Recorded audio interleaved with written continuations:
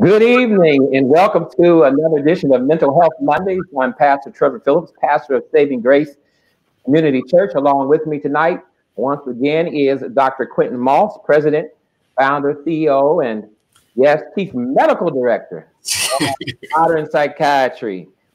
Thanks for being with us tonight. It's great to be here. Thanks for inviting me again. This has been one kind of year.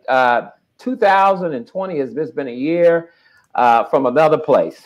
It's been a place that has caused tremendous stress, that has been the cause of many the feeling of hopelessness, and there's so much that has gone on and transpired during this year that folks have been stressed out, and some have been so stressed out. I believe, Dr. Moss, that we just simply have forgotten to laugh. Yeah.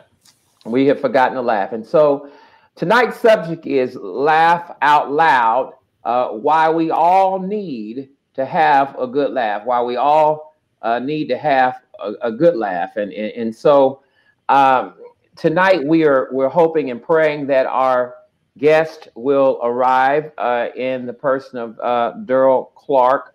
But if he doesn't, we are prepared to discuss this subject. It's a wonderful thing that God has created us in such a way of having the feature, if you will, and given us the ability to laugh.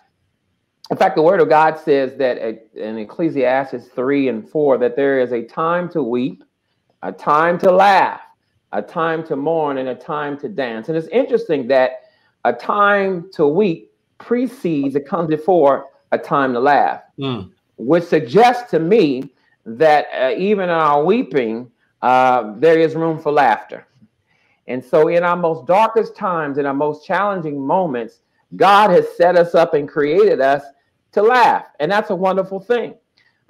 You know, I don't know what you have in your home, but if you're like me, in your home, you have a water heater. And on the water heater, there's something called the pressure relief valve.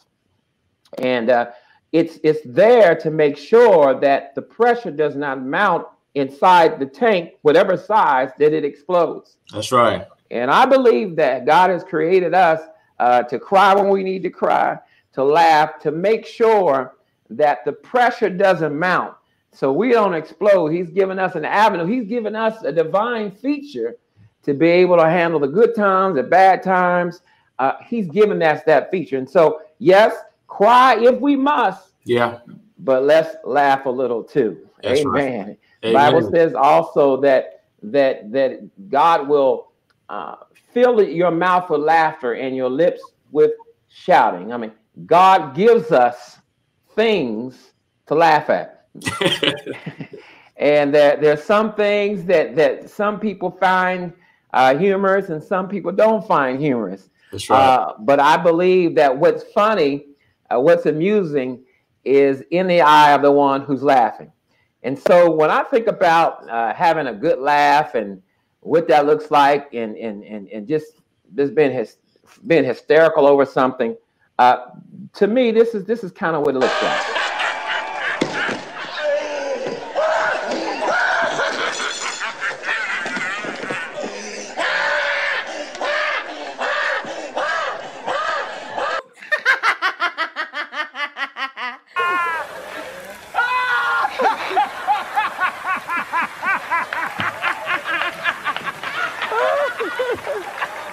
I can't watch myself.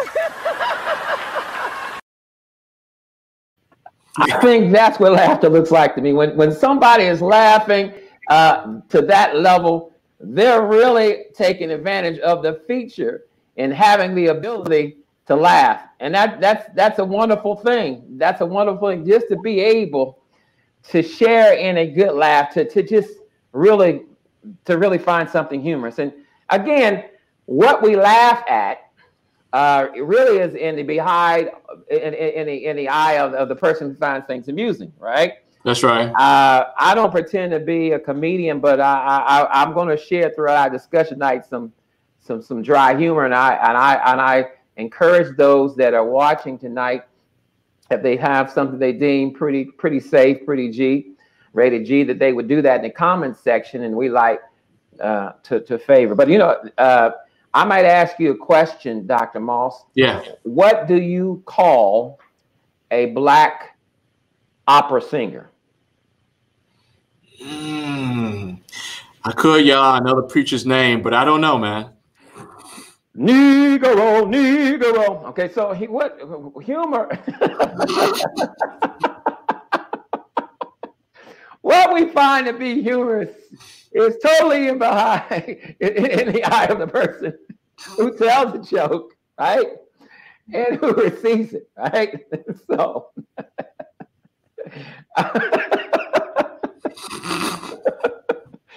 so tonight we want to look at the health benefits of laughter, and we just want to lift up laughter, and again share some things tonight from a biblical view, that it's important that we do that because God gave us that, and in fact, God has even Himself laughs, and He laughs at the behavior of evil people. He laughs at the wickedness, at wicked people, and so there's some things that amuses God, and some things that amuses us. So tell us a little bit about why some people would say, and I hear this a lot, that laughter is the best medicine. Laughter is the best medicine. When I was in medical school, I got a chance to speak with this guy named Patch Adams. Some folks may know this gentleman, but this is a cancer doctor who would dress up as a clown. And when he did his rounding with kids and sometimes adults, he would actually dress up as a clown and do some pretty funny stuff. Wow. But we find that people actually respond better to treatment. People have a lot better health outcomes when they're laughing. And laughing does a lot of things, and we can talk about that a little bit. But part of what's great about laughter is the benefit that I get when I see something funny that I want to laugh at. Like the clip of the first movie that you saw. Right. I go back and remember what that movie was. And that was a funny movie. So I can watch it tonight and get some benefit. Right. But the other part of that is that when we're laughing with other people, there's a bond, there's a socialization that's created because we're laughing together. And that also has benefit, particularly with folks who have mood disorders, problems with anxiety. It benefits me and it benefits those folks around us. So. Yes. And when you think about the benefits of that, of laughter, what are some of the things that actually it does to us? So I know that one thing that laughter does is it kind of relaxes the body. Oh yeah. What's some other things that happen when a person just lets it go and just finds something humorous? When we're fully in deep laughter, it has some of the same properties as someone who's taking a Vicodin. Some of the same properties of someone who's drinking Hennessy or some other type of alcohol. It tickles the same receptors in the brain, and it causes this release of dopamine. And dopamine can relax us, but dopamine can also make us feel euphoric. It can improve our mood. It can improve our outlook. So simply by laughing, we can have the same effect as someone who's trying to use drugs to get high. And it's the same type of intoxicant when we do it. Well, some Hennessy lovers may take issue with that, Dr. Moss, but certainly, that is one of the benefits. But also, science and medicine tells us that it boosts the immune system and actually protects the heart. That's right. Yeah. By increasing blood flow. And there are even some studies that if you want to lower your calorie count, you should laugh a little. Is there anything we're missing in terms of what we look for as the benefits of just laughing? You know, for people who have a difficulty with pain, you know, we tend to think that, you know, when we distract ourselves from the pain, that we can cope a lot better. But studies have actually shown that when we're able to engage in deep laughter, it actually increases our pain tolerance. Wow. Meaning that we can take on more pain physically. And as you mentioned about that pressure valve, you know, of the water heater, when we're able to laugh, we're able to cope, we're able to take on more pain, even emotionally. So by being able to laugh, it broadens our shoulders, not only with physical, but also emotional pain. Wow. I might ask you right here, Dr. Moss, what do dentists call their x-rays? Wow. You got me, but I'm afraid for the answer. Go ahead, man.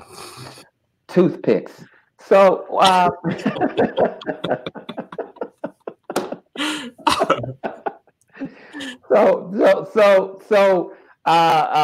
that's a great thing to know, because oftentimes when we are stressed out, when we are feeling sorrowful, and we're feeling down, one of the things that we do is we kind of dig in to being down, and we don't look.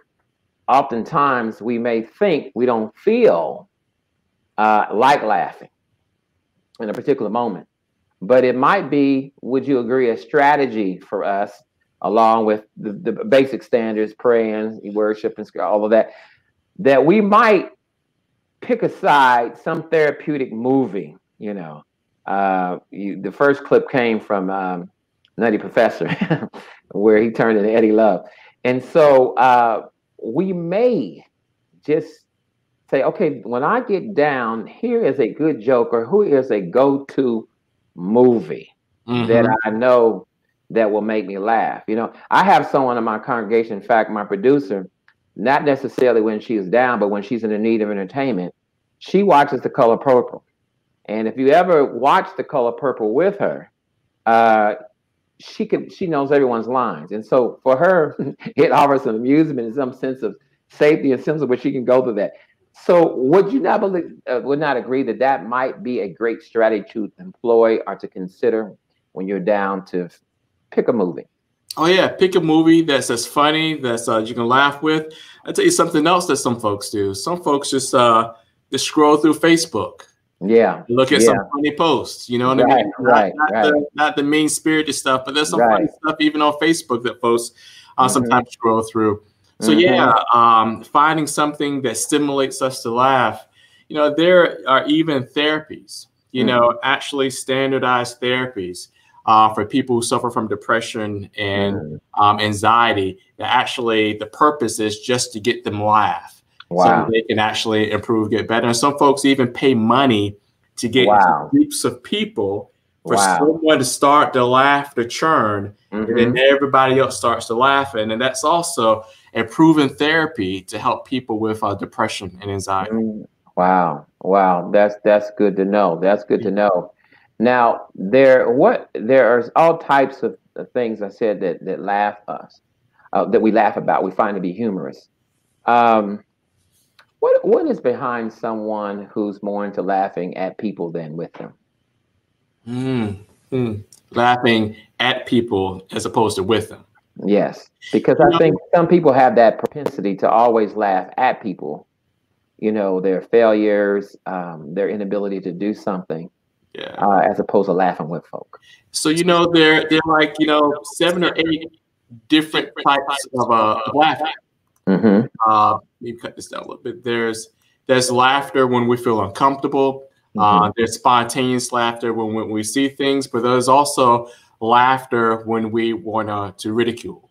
And sometimes, not all the time, but when we find it easier to laugh at people, as opposed to being able to laugh with people, it actually speaks to some of our insecurities. Yeah, we want to highlight, you know, the deficiencies or the difficulties in others in order for us to feel better. So for some of us, when we like to laugh at folks as opposed to laughing with people, there may be some challenges in how we see ourselves. There are actually studies that show that people who struggle to laugh in a group of people, together, those people actually, if they're young and they grow up to become adults, have greater challenges in being able to have empathy with other people, and being able to, to respect the rights of other people. So being able to find a way to laugh with people as children, is important because it kind of helps determine some of our temperament and behaviors as adults. So if we look at our homes as a laboratory, if you will, and our children are a part of this experiment called parenthood, then what we see, what our child becomes, we know in terms of just personal development, social development, that we're products of our environments.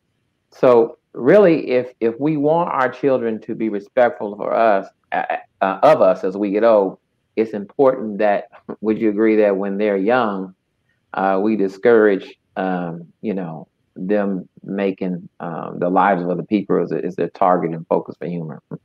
Yeah. So, the better dynamic is that, we all laugh at ourselves. Yes. I don't take myself seriously. When I have a challenge or a struggle, I'm able to cope and I'm able to laugh it off. You guys can laugh with me. But not that we want to target, someone for humor. We don't want to roast everybody in the house, for everyone to get a laugh and learn that that's the way that we have a good time. We want to be able to just kind of laugh at ourselves, as a community, and not necessarily, pinpoint anyone. God created us in an amazing way. He's given us these cells called mirror cells. Okay. And these mirror cells provoke us to mimic the behavior that surrounds us. So if we're in an environment where folks are cutting up and laughing, it makes me then want to cut up and laugh. And the next person want to cut up and laugh. We've all been in a situation where someone told a joke, Pastor Phillips, that wasn't particularly funny, but because everybody is laughing and everybody's cutting up around it, it makes you want to cut up as well. That's one of the benefits of being in a community or with close friends or with family in which there's a great deal of humor. Particularly if we're all laughing together, because your good time, because my good time becomes our good time, and we're all getting the benefits from it. So in essence, what you're saying is that laughing, it's contagious. It is. It is. And if you're in a room full of people, that's why I know that when I have opportunity, I notice to eulogize someone, that I find that the more humor I inject into the situation, the better that those are grieving, they're able to cope with that, and it kind of relieves the stress. It kind of in a sense improves the mood a little bit. And I think that we need to look at laughter as a mood altering behavior. It is.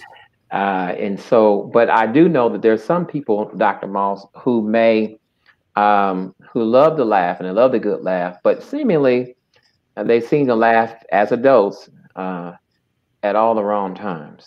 And some laugh, and you just turn around and you kind of wonder what might be going on with them. Are there disorders that speak to someone who just may be laughing a little too much at the wrong time?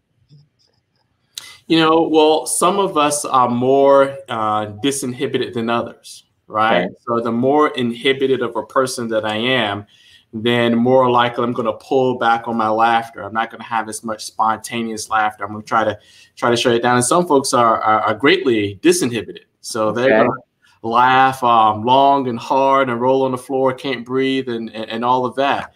So that's a normal part of it.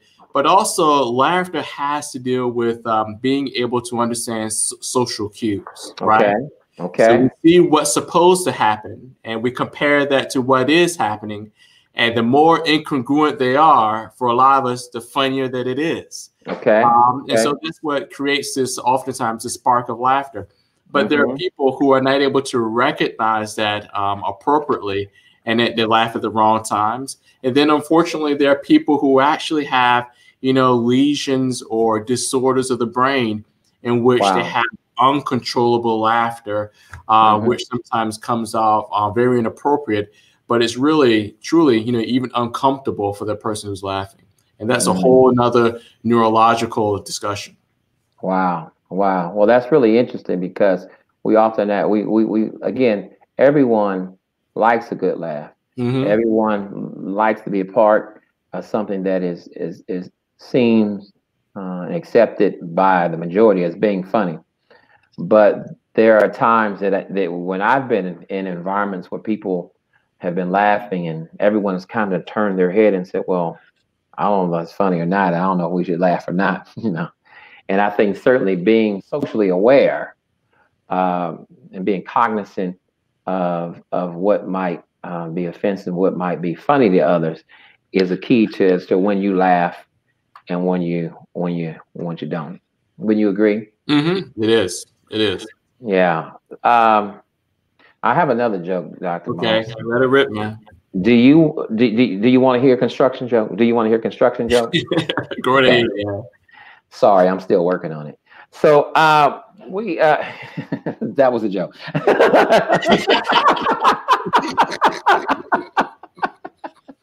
That's when the okay.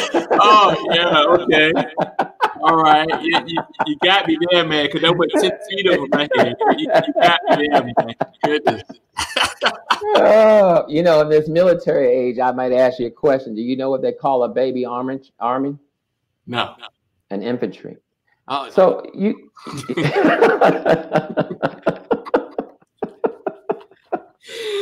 Man, you got to let those rip on Sunday morning. Those Sunday morning words right there, man.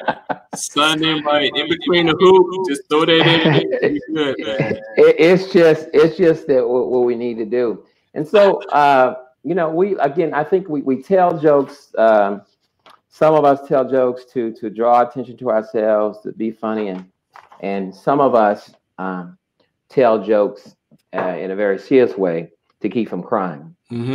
And so I think it's incumbent upon us that when a person in every situation has and finds things serious and never ever takes time not to laugh but be very serious about something, I think that would you agree, speaks to a deficit in their personality they might have to always want to laugh rather than, because again, there's a time for everything, to make sure that we're laughing at the appropriate times and when we need to laugh. Would you agree? Yeah. So laughing is a defense mechanism, and so we can use it, and sometimes it works quite well as we're trying to cope in a situation or we're trying to diffuse a situation. But laughter sometimes can be used in a defense mechanism to deflect. To really address key issues that need to be processed. And we see it all the time when we have uncomfortable conversations or an uncomfortable predicament. Someone would bring in humor, and they may bring in humor and continue to stretch it in order to deflect for what needs to be discussed or what needs to be processed. Right. And sometimes we can, even use that same humor to really to minimize the importance of the situation. Wow. Those things that we're supposed to have reverence for, or society codes say that they're sacred. We can minimize those things by laughter. So, well, certainly, people say to now that in this Advent season that we will hear the expression, "'Tis the season to be jolly." Fa la la la la la la la. And not everybody are in these times can say that these are jolly moments for them. I think, and I've learned, and I'm sure you have learned, that for certain things, it behooves us to be intentional. And so, from your vantage point as a mental health professional, how can we be intentional We mentioned, setting aside a movie earlier. What other ways can we be intentional and purposeful and making sure that we take time out to laugh? I think that I'm going to go back to the movie situation. So I'm going to take today. Today, I've come in as a Monday, and I'm putting out the fires from the weekend, trying to help clients, solve their crisis. And I have to still kind of push through the week. And tonight, I'm going to go home and I'm going to find a funny movie. Okay. I'm going to be intentional, and maybe the Nutty Professor, but I'm going to be intentional about trying to find something that I can laugh at. We tend to think that the weekends are for that, and the weekends gives us plenty of time to be able to do that. And even when we find that we want to find a way to continue to manage and cope and keep our mental health, being intentional with finding a good movie or even a funny song. There's some songs I listen to that just, they weren't so funny when I was young because I thought they were serious songs. But now that I'm mature and I listen to those songs now, they were doggone funny, And so there's certain things that we can do, again, intentionally with media to try to lift our moods. The other thing that we can do is that we all oftentimes have that funny friend. Yeah. Who is funny, not trying to be funny. They may have a pocket full of jokes, but these folks are just funny by their what they say, their interpretations of situation. We may call that friend, just to have some engagement.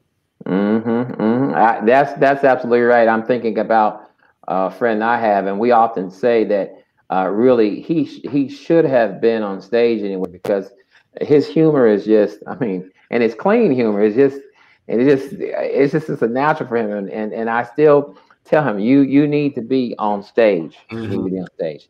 I don't know how you feel about it, but as a child, I was always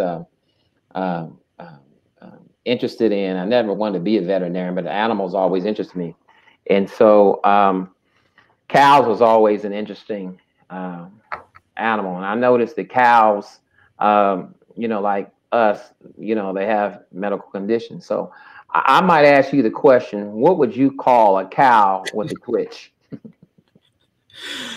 I don't know, man. What would you call it? Beef jerky. Beef jerky. So I like the jokes and the punchline, but I also like the way you try to creep into the joke a little bit too. Because that part is a little bit funny as well, because I never know when it's coming. But I like the segue. It's called the setup. It's called the setup, right? How you gonna set this joke up? How you gonna get there? Yeah.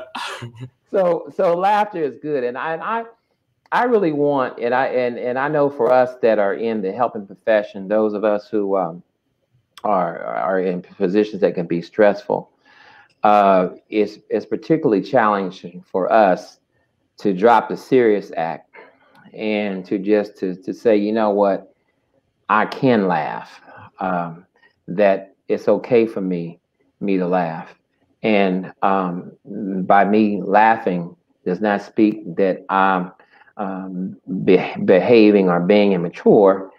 It just lets me know that cognitively that's something that I need to do in order to survive. And I think that as we talk about tonight's subject, laughing out loud, and why we all need a good laugh, I think it's really important for us to understand and embrace this idea of laughing, and to reconnect with our own funny bone, and to be intentional about that.